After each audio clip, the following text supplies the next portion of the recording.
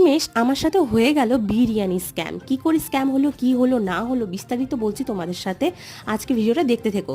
ফার্স্টে আমি জোম্যাটো থেকে একটা 100 টাকার কুপন পাই, সেই জন্য আমি একটা বিরিয়ানি অর্ডার করি। বিরিয়ানিটার কস্ট পড়ে আমার কাছে 114 টাকা। যথারীতি বিরিয়ানিটা আসে, সেন্ট ভালো, সব ভালো, কোয়ালিটি কোয়ান্টিটি সবটাই ভালো ছিল, ডিসেন্ট ছিল। বিরিয়ানি চিকেনটা যেটা ছিল সেটা না বেশি বড় ছিল না বেশি ছোট ছিল, মিডিয়াম সাইজের একটা চিকেন, একটা গোটা ডিম আর একটা গোটা আলু ছিল, ঠিক আছে। এবারে যথারীতি চিকেনটা ফ্রেশ ছিল, ডিমটাও ফ্রেশ ছিল, রাইসটাও ভালো ছিল। এবারে আসি বিরিয়ানিটার মূল অ্যাট্রাকশন, অর্থাৎ বাঙালিদের কাছে বিরিয়ানি তো আলু ছাড়া অসম্পূর্ণ, আলু।